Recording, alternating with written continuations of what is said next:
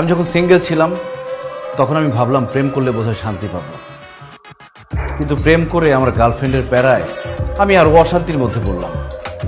এরপর আমার গার্লফ্রেন্ড শান্তি বলল বিয়ে করলে নাকি আমার জীবনে শান্তি আসবে। শান্তির আশায় আমি শান্তিকেই বিয়ে করি, কিন্তু বিয়ের পর বউ শাশুড়ির ঝগড়া আর আমাদের পরিবারের দারিদ্রতার জন্য আমার জীবনের অশান্তি আরো 4 গুণ বেড়ে গেল। তবুও আমি শান্তি খোঁজার চেষ্টা করছি অফিসের কাজের মধ্যে, কিন্তু সেখানেও শান্তি পাইনি। এত পরিশ্রম করেছি, সৎ থেকেছি, শুধু একটা মাস কাজ খারাপ বলেছি বলে আমার বস আমাকে চাকরি থেকে বের করে যায়।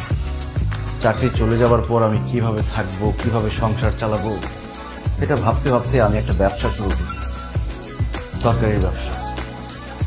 কিন্তু ব্যবসা শুরু করার আগে সেই ব্যবসার অভিজ্ঞতা লাগে। তরকারির ব্যবসায় আমার কোনো অভিজ্ঞতা ছিল না, সেখানে আমি লস করি, সেখানেও আমি শান্তি পাইনি।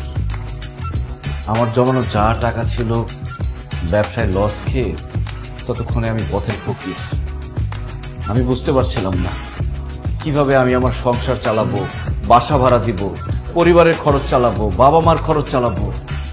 সবকিছু ভেবে আমি কোনো উপায় পাচ্ছিলাম না। শেষ পর্যন্ত আমি রিক্সা চালানো শুরু করি, কিন্তু আমি সেখানেও শান্তি পাইনি। রিক্সা চালানো অবস্থায় আমার বউ আমাকে দেখে ফেলে, তার বান্ধবীর সামনে আমাকে চরমভাবে অপমান করে।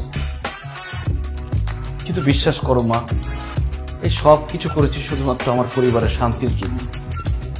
কারণ আমি জানতাম আমার পরিবারের মানুষগুলো ভালো থাকলে আমি ভালো থাকবো, আমি শান্তিতে থাকবো। একজন পুরুষ বাইরের সব অশান্তি সহ্য করতে পারে, কিন্তু সে তার বাসার অশান্তি সহ্য করতে পারে না। তার মধ্যে তার মার বউ যদি সারাদিন ঝগড়া করে, এই অশান্তি সে কোনোভাবে নিতে পারে না। মা, আমি অনেক চেষ্টা করছি তোমার আর শান্তির মধ্যে মিল করার, অনেক চেষ্টা করছি, কিন্তু আমি পারি নাই। এর মধ্যে আমার শ্বশুর এসে আমাকে ঘর জামাই থাকার প্রস্তাব দিচ্ছে। আমি মানুষটা কি চাই সেটা কেউ কখনো আমাকে জিজ্ঞেস করে নাই, তাই তো বাসা থেকে চলে যাই, নিজেকে সবার কাছ থেকে আড়াল করে নেই। যখন আমি তোমাদের থেকে অনেক দূরে চলে যাই তখনই তোমরা বুঝতে পারলা আমার গুরুত্ব, আমি কি চাই সেটার গুরুত্ব। তোমরা একসাথে মিলেমিশে থাকবা, শান্তিতে থাকবা, সেটা আমি যাওয়ার পরে তোমরা সিদ্ধান্ত নিলা। আমি এই বাসায় থাকতে কিন্তু এই সিদ্ধান্ত তোমরা নাও নাই। আমি জানতাম আমি চলে গেলে একদিন তোমরা ঠিকই সব বুঝতে পারবা, কারণ আমরা মানুষরা এরকমই, যে পাশে থাকে তার গুরুত্ব বুঝতে পারি না। ওই মানুষটা হারিয়ে গেলে তাকে নিয়ে আমরা ঠিকই আফসোস করি। সেই জন্যই আমি মরে যাওয়ার নাটক করেছি। মা, শান্তি, বাবা, আমি বাইরের সব অশান্তি মেনে নিব, কিন্তু পরিবারের অশান্তি আমি মেনে নিব না। আমি আমার পরিবারের শান্তি চাই। বিশ্বাস করো, আজকের পর থেকে তোমার আমি আর কোনোদিন খোঁটা দিব না। তুমি যেইভাবে আমাকে ডাকবো আমি সেইভাবেই থাকবো। আম্মা, আমার আপনি মাফ করে দেন, আমি আপনার সাথে অনেক ঝগড়াঝাটি করছি। আজকের পর থেকে রান্না বান্না সহ বাড়ির যাবতীয় কাজ সব আমি করব, আপনি আর আব্বা খালি আরাম করবেন।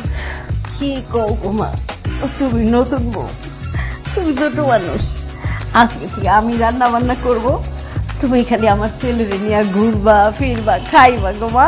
আম্মা, তাই বললে কি হয়? আপনার আরাম করবেন, আপনাদের বয়স হয়েছে, আমি রান্না বান্না করবো, সবকিছু আমি করবো মা। আরে কি কও মা, বয়স্ক মানুষরাই তো রান্না বান্না করবো, তোমরা ছোট ছোট পোলাপান মানুষ, তোমরা ঘুরবা গারবা। মা দেখেন, আমি আপনারা অনেক বেশি ভালোবাসি, সেই জন্য আমি বলতেছি আপনারা রান্না করবেন না, আমি রান্না করবো। দেখো মামা, আমি বলতেছি আমি রান্না করবো। কেন আপনি রান্না করবেন? তো আপনি এত বছর রান্না করছেন না, এখন আমি রান্না করবো। আপনার শরীর খারাপ মা, তোমার রান্ধনে বহুত বছর পরে রয়েছে, আমি রান্না করবো। ওরে বান্টি রে, শান্তি তো নাই, আমি মরে গিয়েও শান্তি পাইলাম না।